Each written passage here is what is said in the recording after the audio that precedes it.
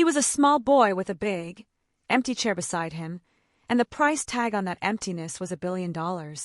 In a single, agonizing hour, everything I thought I knew about my life and my future evaporated. The air in the upscale restaurant was thick with the scent of expensive perfume and the silent, suffocating weight of other people's privilege. Hey, Story Squad! This next one is raw. It's a real account sent in by a viewer who asked to remain anonymous. If you have a true story you think deserves to be shared, drop it in the comments, and maybe you'll see it here next. My name is Sarah Jenkins. I'm 24, and my profession is a glorified term for what I do. I'm a waitress at the Apex, a place where a single bottle of wine costs more than my monthly rent. Every night, I put on this stiff, black uniform and smile through the exhaustion, serving people who barely see me as human. I move between tables, a ghost in a world of glittering chandeliers and whispered deals, where the clink of crystal glasses sounds like the closing of doors I'll never walk through. My own life is a stark contrast to this opulence. I live in a tiny apartment with peeling paint and a leaky faucet that drips a constant reminder of my failures. The walls are thin, and I can hear my neighbors arguing about money, a soundtrack to my own despair. I was barely making ends meet. My student loans were a monster under the bed, constantly threatening to devour my credit score. I studied literature in college, dreaming of becoming a writer, but now those dreams feel like childish fantasies buried under a mountain of debt. Every month, the statements arrive, and I feel a knot tighten in my stomach, wondering how I'll ever escape. But that wasn't even the worst of it. My younger sister, Emily, needed an emergency surgery that my insurance flat out refused to cover. Emily is my everything, bright, funny, and so full of life, but a congenital heart condition has left her fragile. The doctors said the surgery couldn't wait, but the cost was astronomical, a number so large it felt like a death sentence. My parents are retired and living on a fixed income. They couldn't help. So the burden fell on me. I was working double shifts, living on coffee and anxiety, and still falling hopelessly behind. I come home at 2 a.m., my feet aching, my soul weary, and cry in the shower, the water masking my sobs. I felt like I was drowning, and no matter how hard I swam, the waves kept pulling me under. I started selling my books online, then my jewelry, anything of value, but it was like trying to fill an ocean with a teaspoon. The fear of losing Emily was a constant, gnawing pain in my chest, worse than any physical hunger. It was a Tuesday night, the kind of quiet that meant the tips would be garbage. The restaurant was half empty, filled with a low hum of polite conversation and the soft melody of a piano in the corner. I was wiping down tables, my mind racing through calculations of how much I needed for Emily's next hospital bill when the door opened. A man walked in, Mr. Harrison, the notorious tech billionaire. I recognized him immediately from the magazines and news headlines. He was taller in person, with a sharp, commanding presence that made the air around him seem to still. He wasn't alone. He was with his son, Ethan, maybe 6 or 7, a little boy with wide, sad eyes and a posture that screamed unhappiness.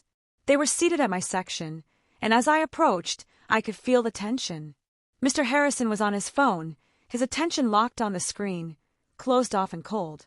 He ordered without looking at me, his voice a dismissive monotone. Ethan sat quietly, pushing food around his plate, his shoulders slumped. Then it happened. Ethan started to cry, quiet at first, just a soft whimper that caught in his throat. I saw his little face crumple, tears welling in his eyes. Mr. Harrison barely glanced up, muttering something about not making a scene. But Ethan's cries escalated, becoming a full-blown, gut-wrenching sob that cut through the silence of the restaurant. Other diners turned to stare, their expressions a mix of pity and annoyance. My heart broke for this child. He wasn't throwing a tantrum. He was genuinely hurting, and his father was ignoring him, lost in his digital world. In that moment, I saw myself in Ethan, invisible, aching for someone to notice. Without thinking, I knelt beside his chair, ignoring the protocols, and whispered, "Hey, it's okay. What's wrong?" He looked at me, his eyes full of tears, and whispered back, "I miss my mom." And that's when everything changed. Mr. Harrison finally put his phone down, and for the first time he really looked at me. I was assigned their table. As I approached to offer a bread basket, Ethan's little face was tear-stained, pushed into his expensive shirt. Mr. Harrison, a man who commanded boardrooms, looked completely helpless when faced with his crying son. He dismissed the maitre d' and the sommelier with a sharp wave, but when I, the insignificant waitress, knelt by the boy's side, the room seemed to hold its breath. I ignored the rules, the protocols, everything. I just saw a child in pain. "Hey," I whispered, my voice soft. "I bet you have some pretty cool action figures at home, don't you?" Ethan's sobs hiccuped to a stop. He looked at me, his eyes wide with surprise. "How did you know?" he mumbled. I smiled. "Just a guess. I have a little sister who loves them too." "What's your favorite?" He sniffled. "The ones that transform." And just like that, we were talking about robots and superheroes, his tears drying as he described his collection. I didn't look at Mr. Harrison, but I could feel his gaze on me, heavy and intense. It wasn't the usual look of entitlement. It was something else, something calculating and desperate. After I had calmed Ethan down, just by talking to him about his action figures, the atmosphere shifted. Mr. Harrison finally engaged with his son, asking him about his toys, and for a brief moment, the ice around him cracked. They finished their meal, and Ethan even smiled a little. When I brought their dessert plates, Mr. Harrison thanked me, his voice low and sincere. But as I cleared the table, he stopped me. "Wait," he said, his tone leaving no room for argument. He dismissed Ethan with the nanny who had arrived, and then it was just us, in the corner of that opulent room. My heart hammered against my ribs. What had I done wrong? Was I about to be fired for overstepping? Mr. Harrison didn't make small talk. He slid a crisp, white envelope across the table. "Open it," he said, his voice a low, gravelly monotone.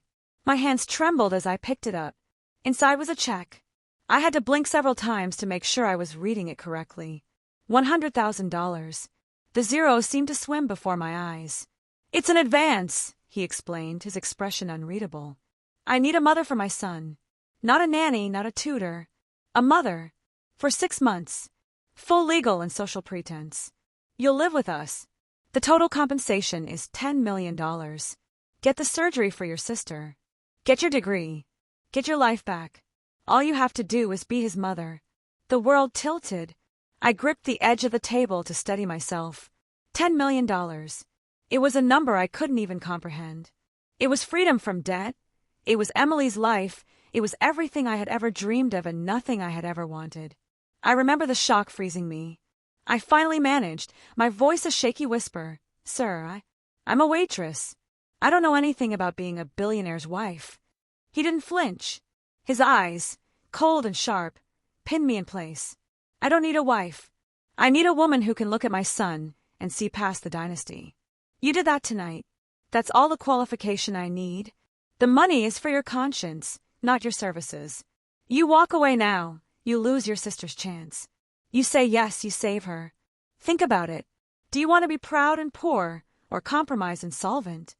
His words were like a physical blow. Compromised and solvent. The phrase echoed in my mind, taunting me. He was laying bare my deepest fears and my most desperate needs. I thought of Emily, lying in her hospital bed, her face pale, her spirit fading. I thought of my parents, their hope dwindling with each passing day. I thought of my own dreams, crushed under the weight of reality. And here was this man, offering a way out, but at what cost? My identity, my authenticity. I looked at the check again, the paper feeling like lead in my hands. "Why me?" I whispered, my throat tight. "Because you saw him," he said, his voice softening just a fraction. "Not the heir, not the burden, but the boy. And he saw you. That's a connection I haven't been able to buy until now." The tension between us was palpable, a thick rope of desperation and opportunity. I was standing on the edge of a cliff, and he was offering me a parachute made of gold, but I had no idea where I would land. That night, I left the restaurant with the check burning a hole in my pocket. The city lights blurred around me as I walked home, my mind racing. $100,000. An advance. For what? To pretend to be a mother to a lonely boy. To live a lie for 6 months. The weight of it was crushing. I felt like I was carrying a secret that could destroy me. When I got to my apartment, I placed the check on the kitchen counter. It looked so out of place amidst the clutter of unpaid bills and cheap furniture. I just stared at it, unable to process the surreal turn my life had taken. The external pressure mounted immediately. My phone rang, and it was the hospital. Emily's condition had worsened. The head nurse was apologetic but firm. The surgery needs to happen within the week, Sarah. Otherwise, we can't guarantee a successful outcome. Her words were a dagger to my heart. The weight of my sister's life pressed down on me like a physical force. I thought of Emily, my bright, brave sister, who always had a smile for me even when she was in pain. She deserved a chance to live, to grow up, to have a future. And here I was, with a check that could make it happen, but at a cost that terrified me. My parents were useless, emotionally crushed by the financial reality. They had called me earlier, their voices thick with tears, asking if I had found a way. They were looking at me, the responsible, older sister, for a miracle. I felt the burden of their hope, and it was suffocating. I had to be the strong one, the one who fixed things, but how could I fix this without breaking myself? Then began the internal debate. I paced the floor of my tiny apartment, the check a hot coal in my hand. My inner voice screamed, "You're selling your authenticity. You're a fake. This is wrong."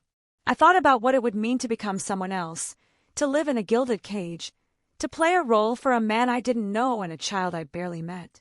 I would have to give up my identity, my freedom, my truth. I would be compromising everything I believed in for money. Was I that desperate? Was I that weak? But then, a louder, more urgent voice whispered, "Emily's life is worth more than your pride. You can pretend for 6 months. You can be an actress. You can save her." I imagined Emily's face if she knew. Would she be horrified? Or would she be grateful? I thought about the alternatives. I could try to raise the money through loans or crowdsourcing, but I knew it was impossible. I had already exhausted every option. This was the only way. The money wasn't just for Emily, it was for my future too. I could pay off my student loans, finish my degree, start a real life. But was that worth my soul? I felt torn in two, a civil war raging inside me. I cried that night, tears of frustration and fear. I felt so alone, with no one to talk to, no one who would understand this impossible choice. As dawn broke, I was still awake, exhausted but no closer to a decision. I looked at the check again.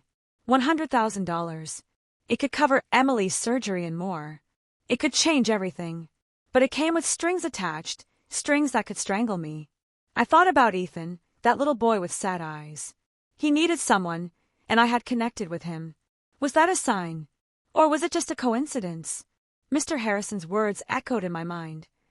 Do you want to be proud and poor, or compromised and solvent? The cold practicality of it was brutal, but it was also the truth. My pride wouldn't save Emily. My principles wouldn't pay the bills. I had to face the reality. I was out of options. The final choice came at 3 a.m., in the dead silence of my apartment. I picked up my phone, my hands shaking. I found the number for Mr. Harrison's assistant that he had scribbled on the envelope. I typed out a text, my fingers clumsy with fatigue and emotion. I accept the proposal. Send the contracts. My sister's surgery is first priority. I stared at the screen for a long moment before hitting send. A wave of nausea washed over me, but beneath it, a strange sense of relief. The decision was made. I looked at my dingy apartment one last time, feeling a profound sense of loss. This was where I had been Sarah Jenkins, waitress, sister, struggler. Now, I was stepping into a role that would change me forever. The next morning, the contracts arrived by courier. They were thick, legal documents filled with clauses and conditions. I read through them, my heart pounding. It was all there. The 6-month term, the $10 million, the expectations. I had to sign a non-disclosure agreement. I had to agree to the pretense. I had to become Mrs. Harrison in the eyes of the world. I took a deep breath, picked up a pen, and signed my name. My hand was steady despite the earthquake in my stomach. The choice was made. I was no longer Sarah Jenkins, waitress. I was the future Mrs. Harrison, a woman with a price on her soul, but with the means to save the one person who mattered most. The Harrison estate was a monolith of glass and cold stone, perched on a hill overlooking the city like a fortress guarding its secrets.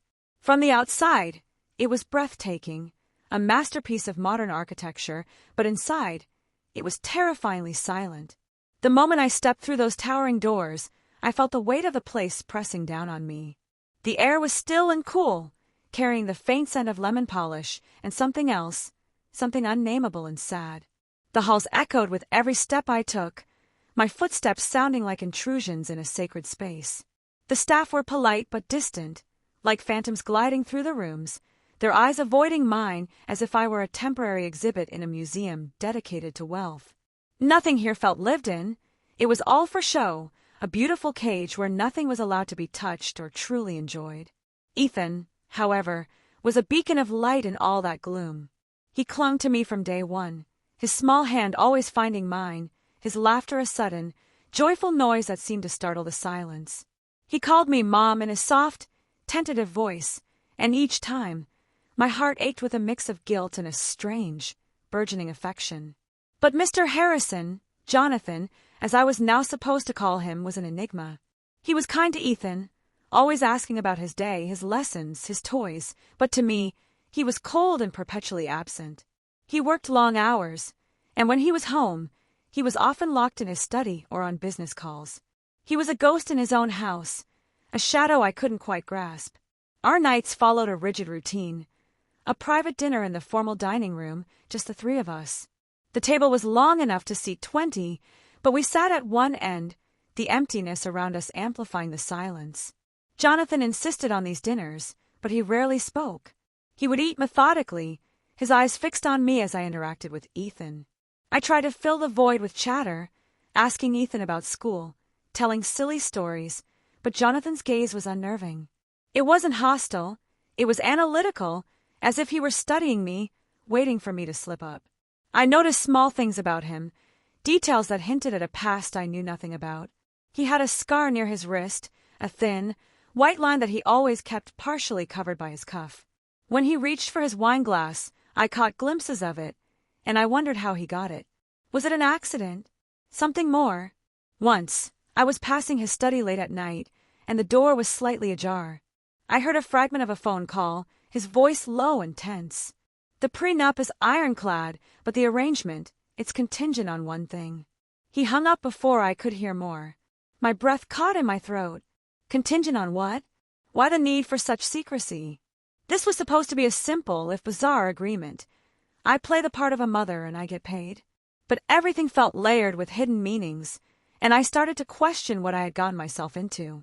Was there something more to this arrangement? Something about Ethan or about me? The mystery gnawed at me. I began to explore the house during the day when Jonathan was at work and Ethan was at school. The library became my sanctuary, a room filled with floor-to-ceiling bookshelves and a musty smell of old paper. One afternoon, I was browsing the shelves, running my fingers over the spines of leather-bound classics, when I found a dusty old photo album tucked away in a corner behind a set of encyclopedias. It looked out of place, its cover faded and worn. Curiosity got the better of me, and I pulled it out, sitting on the plush rug with it in my lap. The pages crackled as I turned them, revealing snapshots of a life I never knew Jonathan had.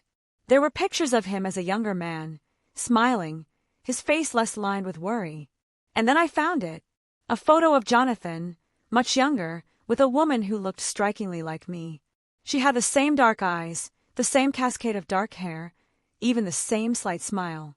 She was holding a baby, swaddled in a blue blanket, and she was beaming with joy. Jonathan had his arm around her, and he looked happier than I had ever seen him. My hands trembled as I turned the photo over. On the back, in a delicate looping script, was written, "Me and our little boy, Ethan." The date was from over 7 years ago. This wasn't the billionaire's wife from the society pages. This was from before the wealth, before the coldness. This was Ethan's real mother. And she was almost my twin. My blood ran cold. The pieces started to fall into place. Why he chose me, why he watched me so intently, why this arrangement felt so personal. I wasn't just a stand-in mother. I was a replacement for her. The silence of the library suddenly felt oppressive, and I realized I was holding my breath. The mystery had just deepened, and I was terrified of what I would discover next. I couldn't sleep that night. The image of the woman in the photo was burned into my mind. Her face, my face, intertwined in a ghost story I never asked to be part of. The next morning, I waited until Jonathan had left for work and Ethan was off to school. I found Mrs. Davies, the head housekeeper, in the kitchen, her hands deftly arranging flowers in a vase. She had always been kind to me, but there was a perpetual look of guilt in her eyes, as if she carried a burden she couldn't share. I approached her, the photo clutched in my hand. "Mrs. Davies," I said, my voice trembling slightly. "I need to know who this is." I showed her the picture. She sighed deeply, her shoulders slumping, and her composure finally broke. She gestured for me to sit at the breakfast nook, and she joined me, her eyes filled with a deep sadness. "That was Amelia," she began, her voice soft and weary. "Mr. Harrison's fiancée, Ethan's real mother. They were so young, so in love. Jonathan wasn't always this, closed off. He was vibrant, full of life. They were going to marry. Then, 8 years ago, she died in a car accident. A tragic, senseless thing. Jonathan was driving. He walked away with barely a scratch, but he lost everything that day." My heart ached as she spoke. I could see the pain in her eyes. "Jonathan was devastated," she continued. "He couldn't cope, not even for Ethan. The grief was too much. He had to be perfect for the board, for the company. His father was pressuring him to take over, and any sign of weakness could have ruined everything. So he compartmentalized. He buried Amelia and his pain deep inside, and he focused on building his empire. But Ethan suffered. He needed a mother, and Jonathan couldn't give him that. He hired nannies, tutors, but no one could fill that void. And then he saw you. You're Amelia's spitting image, and you calmed his son in a way no one else could. It was like a miracle to him, a second chance. The revelation hit me like a physical blow. I wasn't just a convenient choice. I was a ghost summoned from the past. The pieces clicked into place, the intense scrutiny, the coldness, the desperate offer. It was all about Amelia. I felt a mix of anger and pity, anger for being used as a stand-in, and pity for a man so broken by grief that he would resort to this. But I needed to hear it from him. I needed to confront the truth directly. That evening, I waited for Jonathan in his study. I sat in the leather chair opposite his desk, the photo placed squarely in the center. The room was dark, lit only by the moonlight streaming through the large windows. When he walked in, he looked tired, his suit jacket slung over his arm. He started to say something, but I cut him off. I stood up and slammed the picture down on his mahogany desk.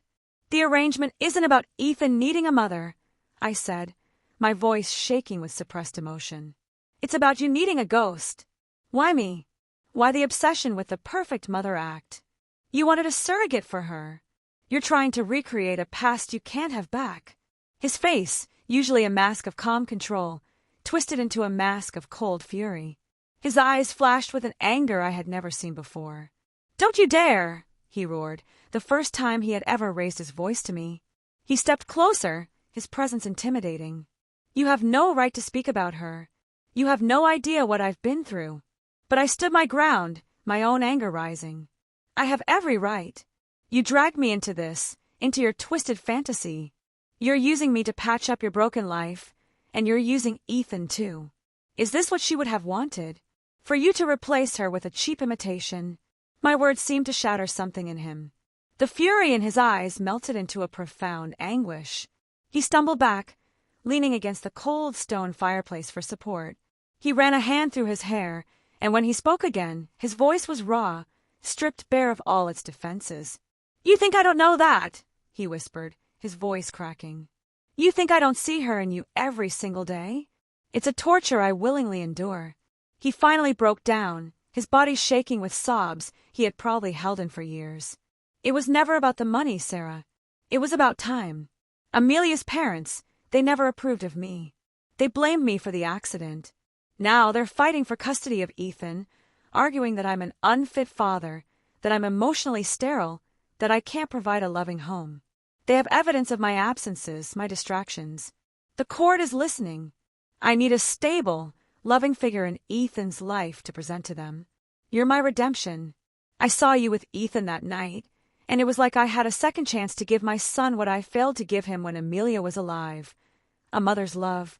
I was trying to buy time, to buy my son's happiness, and yes, to keep the last piece of her alive. I'm not a monster. I'm a desperate, failing father who would do anything to keep his son. He looked at me, his eyes pleading for understanding. I know it was wrong to bring you into this under false pretenses. But when I saw you with Ethan, I saw a warmth I hadn't seen in years. I saw a chance to save us both.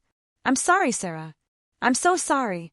The room fell silent except for his ragged breathing. The truth was out, and it was messier and more human than I had imagined. He wasn't a cold billionaire. He was a grieving man clinging to the wreckage of his life, and I was the lifeline he had grabbed, however imperfectly. The confrontation changed everything. It wasn't just a job anymore. It was a desperate plea for help from a broken man. I saw the raw grief in Jonathan's eyes, and I understood his fear of losing Ethan. But I couldn't be Amelia's ghost. I had to be myself. That night, after he bared his soul, I told him, I won't be her, Jonathan. I won't pretend to be a memory, but I will be a real person for Ethan. I will be his friend, his protector, and I will tell the court the truth about you, not as a perfect father, but as a man who loves his son and is trying to do better. You need to show them your humanity, not parade a stand-in. I formulated a plan. I would continue the arrangement until the custody hearing, but on my terms. I would use the money to save Emily, to secure my future, but I would also ensure that Jonathan and Ethan had a real chance. I would testify on his behalf, not as a paid actress, but as someone who had witnessed his genuine, though flawed, love for his son. I moved out of the master suite and into a guest room, establishing a boundary. Jonathan agreed, his gratitude evident in his weary acceptance. We spent the next few weeks preparing for the hearing. I encouraged Jonathan to spend more time with Ethan, to be present, to listen. I documented their interactions, the small moments of laughter during board games, the patience Jonathan showed when helping with homework, the way Ethan's eyes lit up when his father finally truly saw him. I was compiling evidence not of a perfect family, but of a real one in the making. The day of the final confrontation arrived. The custody hearing was held in a sterile, wood-paneled courtroom that felt like it was sucking all the air out of the room. Amelia's parents were there, their faces etched with grief and accusation. They painted Jonathan as an absent, emotionally sterile father, a workaholic who had neglected his son since Amelia's death. Their lawyer presented records of his long hours, his frequent business trips, the parade of nannies. It looked damning. Jonathan sat stiffly beside his lawyer, his knuckles white. When I was called to the stand, my heart hammered against my ribs. I swore to tell the truth, and I did. I admitted everything. My name is Sarah Jenkins. I was hired by Mr. Harrison to act as a maternal figure for his son, Ethan, for a period of 6 months for a sum of $10 million. I heard the gasps in the courtroom. I saw the judge's stern expression. But I continued, my voice steadying as I spoke from the heart. I am not Ethan's mother. I am not Jonathan's wife. But in the time I have lived with them, I have seen a transformation. I saw a man so crippled by grief that he couldn't function as a father. I saw him make a terrible, desperate choice to hire me because he saw a connection between me and his son that he knew was vital. But I also saw him, once confronted with his own failures, try to change. He is not a perfect father. He is flawed. He made a mistake in how he brought me into their lives. But his motivation was not malice. It was a sincere, if misguided, love for his son. He may have been absent in the past, but he is learning to be present now. Ethan needs his father. He has already lost one parent. To take away the other, however imperfect, would be another devastating loss. Jonathan Harrison is a dedicated father who is learning how to love his son properly again. I looked directly at Amelia's parents. I am sorry for your loss. I cannot imagine your pain. But using that pain to separate a boy from his father, who is trying to heal, is not the answer. My testimony hung in the air. Jonathan was then called to the stand. He didn't hide behind his wealth or his status. He spoke openly about his grief, his failures, his regret. He talked about how losing Amelia had shattered him and how his fear of failing Ethan had made him distant. He admitted that hiring me was a desperate act, but one born of love. He promised the court he would attend parenting classes and grief counseling, and that he would restructure his work life to prioritize Ethan. The judge listened intently, her face unreadable.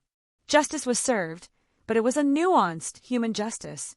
The judge ruled in Jonathan's favor, granting him full custody, contingent on him attending mandatory counseling and providing quarterly reports to the court on his involvement in Ethan's life. It was a victory, but a conditional one that required him to continue proving himself. Relief washed over Jonathan's face, and he looked at me with tears in his eyes. I walked out of the courtroom, the $10 million now fully mine, the contract fulfilled. Emily's surgery was already paid for and successful. She was recovering, her future secure. My student loans were gone. My life was back on track. I signed the final legal papers, officially terminating the contract. Jonathan didn't try to stop me. He just said, "Thank you, Sarah. You gave us both a chance to be real." I didn't take a cent more than the contract stipulated. The job was done. My conscience, bought with a heavy price, was now clear. I left the Harrison estate that afternoon, carrying a single suitcase. I didn't look back at the gilded cage. I was free, but I was also changed. I had entered as a desperate girl, and left as a woman who had faced a moral abyss and found a path through it that saved everyone, including myself. I started as a desperate girl, willing to sell my identity for a lifeboat. I was drowning in debt and fear, convinced that money was the only thing that could save me and my sister. When I walked into that restaurant, I was just Sarah Jenkins, a waitress with dreams buried under a mountain of bills. My worth was measured in tips and shifts, and I believed that my value was as small as my bank account. But this journey, as surreal and painful as it was, taught me that my true worth wasn't tied to my income or my circumstances. It was tied to my integrity, to the choices I made when no one was watching, to the love I could give even when it was part of a transaction that turned into something real. I ended as Sarah Jenkins, BA candidate, self-made woman, and a fiercely protective sister. The money was a means, but the true treasure was the realization that I could walk through fire and come out stronger, that I could compromise without losing myself. I learned that true love, even the love between a fake mother and a desperate child, can expose the truth and shatter a gilded cage. It wasn't about the role I played, it was about the authenticity I brought to it. When I chose to testify for Jonathan, not as a paid actor but as a witness to his humanity, I reclaimed my soul. I understood that sometimes the most profound transformations happen when we are forced to confront our own morals and find a way to stay true to them, even in the face of impossible choices. After everything was settled, I needed to do something that would symbolize my journey from pretense to purpose. Jonathan had gifted me a piece of diamond jewelry during the act, a stunning necklace that felt cold against my skin, a constant reminder of the charade. I never wore it after I left the estate. It sat in its velvet box, a beautiful but empty token. So I sold it. I didn't keep the money for myself. I had already taken what I needed for Emily's surgery and my future. Instead, I used the proceeds to start a small scholarship fund for single mothers returning to college. It was my way of repurposing the fake wealth into something real, of turning a symbol of deception into a beacon of hope. Every time I think about that fund, I imagine a woman like me, struggling to balance her dreams with her responsibilities, getting a chance she wouldn't have otherwise. It's a tangible gesture that refuses to let the darkness of the arrangement taint the light of my future. That action felt more rewarding than any amount of money ever could. It was me saying that even from the most compromised situations, we can extract goodness and pay it forward. It was my declaration that I am not defined by the money I took, but by what I chose to do with it after the contract ended. Years later, I received a card in the mail. It was from Ethan. He was a teenager now, doing great. The handwriting was neater, more assured, but still had that familiar warmth. It simply read, "Thank you for seeing me. I miss you. My dad says you taught him how to be a better man." I held that card for a long time, tears streaming down my face. It was proof that sometimes the hardest choices lead to the most unexpected forms of grace.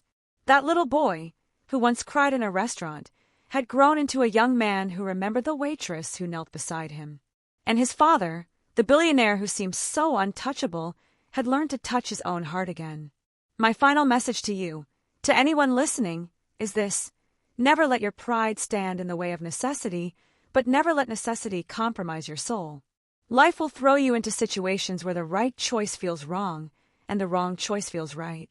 In those moments, listen to that small, steady voice inside you that knows the difference between surviving and living. I chose to save my sister, and in doing so, I saved a part of myself I didn't know was lost.